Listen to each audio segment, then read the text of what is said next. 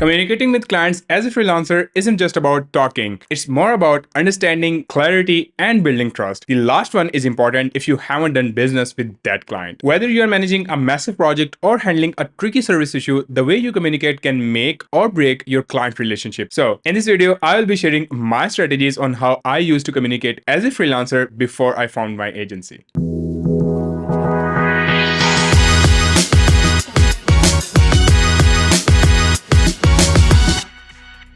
First things first, set clear expectations. Clarity is king. It doesn't matter if we are talking about achieving personal goals or communicating with clients. Here are 3 things that you and your client should be clear about in both cases before starting to work on a project. Number 1, objective of the campaign or project. Number 2, timeline of the project or mainly deadlines. And number 3, deliverables. Did you notice these are the same ways freelance platforms are designed? Someone who wants to hire you, aka an employer, will share what they want in the form of a description before hiring you. Then they set a time frame for when they want that project delivered. Lastly, you deliver the project with all the necessary files or reports in case of SEO. Expectations always hurt, not just in relationships, but working with clients too.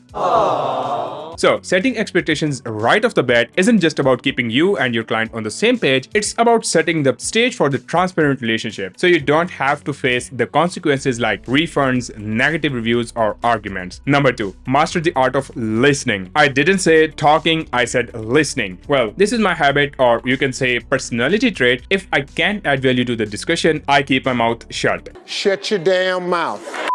As a proof, you can check out my podcast that I have done when 2 or more people were present. Especially when it's an introductory call and you are getting to know each other, let the client speak about them, their project, and their business. The next line may sound sarcastic, but this is how it is. You have got 2 ears and 1 tongue. It's for the reason that you can speak once and listen twice. By the way, if you're using paid Zoom account, it will show you the listening to speaking ratio. You might say, Umar, this video was supposed to be about communication and you are lecturing us about listening skills. It's because if you don't pay attention to what client said earlier, either you will be wasting your time listening to the recording of the call later on, or you will be asking the client again and again what it was about. This can surely irritate your client and show your non-serious behavior about work. You are done. Fired.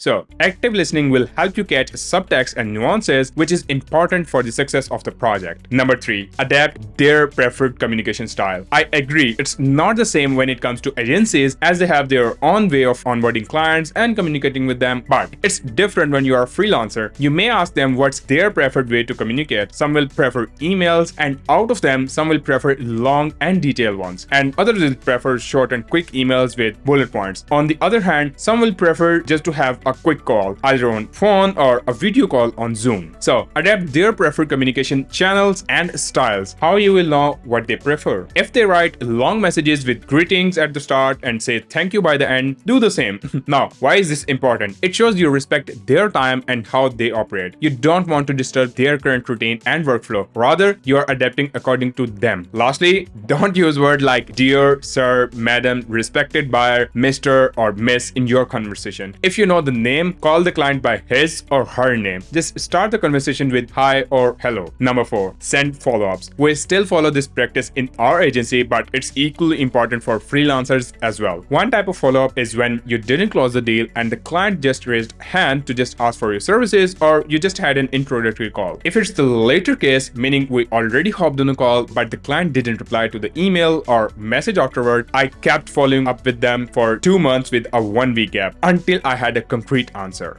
Patience, brother, patience. By concrete, it's either yes, we are moving forward, or straight no. If they shared the reason for not moving forward, great. If not, no problem, and I move forward with other clients. The fundamentals of business. On the other hand, the type of follow-ups that I always recommend, after each meeting or call with the client, send them a summary of key points. The reason is simple. Both of you don't have to go through the entire recording of the meeting or scratch your heads about what you discussed. This reduces the misunderstanding and keeps everyone aligned. Number 5, do the work for them. Clients really feel it when you do a little stuff for them and help them save their headspace and manage their time better. I will give you an example. Do the currency conversion for the client. Let's say you are working with a client from from UK, don't tell them the pricing in USD, since they will be changing it in pounds anyways. If you quote them in their currency, which is pound in our case, it will be easier for them to understand your pricing. I'm not saying you should change your pricing, you should keep your standard rates. You are just doing the work for them beforehand. If you charge $150 for a particular work, you may quote 120 pounds as a round figure. Number 6. Don't compromise on pricing. Yes, it sounds weird, but when clients see you are relaxed about your pricing terms, they will literally drag you to the lowest they want to pay. How much is this? 149, sir. I've got 50p. Fuck you, bastard. I'm telling you, these are some of the worst clients as well. But when you're rigid with the pricing as far as it's justifiable and they get 2 to 3x value of whatever they are paying, they don't bother. The moment you show desperation for work is when the client starts grading you lower in their heads. Check out my video on 5 ways to get high-paying clients. I shared golden tip on pricing in that video. Here is a communication tip while pitching the price. You can ask your client how much the work that you do will be worth to them. For example, if each customer is worth 2 grand to them for a lifetime, you manage the whole SEO campaign, and for 100 clicks, they get 5 people to inquire about their services. Consider their close rate to be around 20%, means they get 1 paying customer worth 2,000. If you charge 4K to this client, all you have to communicate is to let them know it's a matter of just 2 clients you will be bringing to them. Rest is just their profit, right?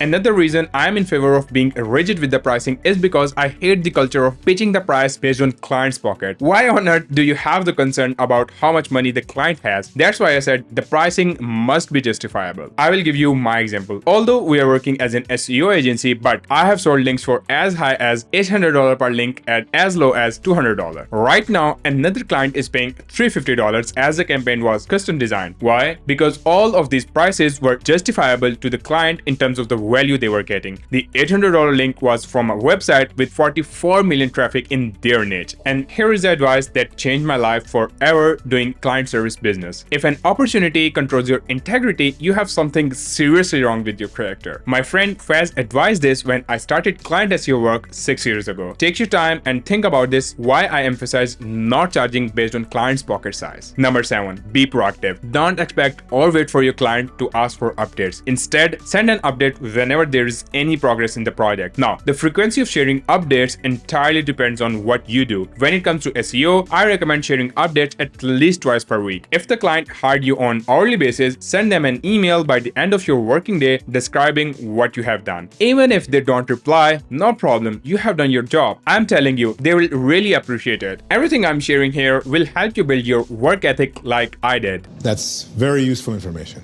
The reason of becoming a proactive communicator is that it shows you are in control and value their peace of mind. Whatever happens, update them about it. For example, if you're unable to do the work on a particular day, just tell them.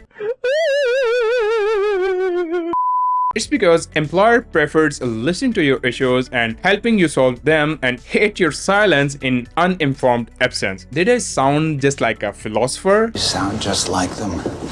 Okay, number 8. Handle conflicts gracefully. It's life and shit happens, right? Don't expect every interaction with your client to be smooth. So when conflicts arise, address them head on but tactfully. Your focus should be on solving problems rather than winning arguments. In the end, the goal is to preserve the relationship and find a solution that works for both parties, right? I had a 90% plus client retention rate just because I don't argue with clients when I know I am wrong. One important thing that I want to highlight is your integrity and dignity is far important than anything else. If you know the client is wrong, politely communicate with them and let them know you are not wrong in that case. You don't have to take their mistakes on you. If they didn't implement the changes you asked for in an SEO campaign or they didn't give you the required stuff to get the work done, it's not your fault. It's not your fault. So, above everything else, it's your transparency with the client that matters the most. Good, bad, best, whatever, you are 100% transparent with your clients. If your client is not satisfied with your work for a genuine reason, offer the refund right away. Some will hate this advice, but clients aren't fools, right? If they say they are not satisfied and they give a solid reason, there's no point in defending and keeping the money. If you can fix it and client agrees, sure, do that. Otherwise, respectfully provide the refund. Number 9. Leverage tools. I am referring to your tech stack. Whether it's project management software, instant messaging, or video calls, technology should make communication easier, not more complicated. I would recommend checking out my productivity system video. It will give you golden nuggets and more tips like this. Although my mantra from the start was to use Loom before Zoom rather than hopping on a call, but it might not work with most of your clients being a freelancer. I said freelancer because clients don't expect from you to send them Loom videos. It's somewhat related to tip number 10. Send text-based updates. Clients can say, oh yeah, I didn't get the time to check out the Loom videos and the sheets you have shared, but they can always read the bullet points you shared in text about any update. So don't expect them to check out the sheet filled with number of links and other outreach updates. Let them know the summary in bullet points over the email. Sending a text-based update is a positive communication habit that if you develop it, it will help you in the longer run. Once you grow from being a freelancer to an agency owner, you won't have time to check the voice messages, sheets, and documents. So if you have this habit, you can also guide it to the people working with you. Number 11, have EOM meetings. By EOM, I mean end of month. This happens when you're working with a client on monthly basis. Schedule a call with them to discuss what you have done in the past month, the results, and the plan of action for the next month. At the end of the day, clients are paying you for the results. If you're not letting them know the impact of the stuff you did, they will not get to know about it themselves, and someone else may get the credit for that. It happened to me a lot of times. Number 12, ask for a feedback. If you don't ask, you don't get. Some clients will really help you do well and suggest improvements that can be beneficial for you in the longer run. So on a monthly basis, when you are on a call with them, you can ask for feedback on the work you have done and how you can make it better next time according to them. Here is a pro tip. When they are very excited, record the call and ask them to give you a quick testimonial in 30 to 45 seconds. It will be worth it. What I have seen is if you ask them for a testimonial over an email or outside of work communication, they won't get time to do it in most cases. So the right time to ask for testimonial is when they are most excited. Implement these changes and watch your client relationships transform for the better. That's it for this video. If you want to know my complete productivity system as an expert, check out this video on my channel where I have shared my routine and tools that help me stay productive and get more done. Subscribe and smash that like button so YouTube algorithm can push it to other freelancers. Thank you so much. Bye bye.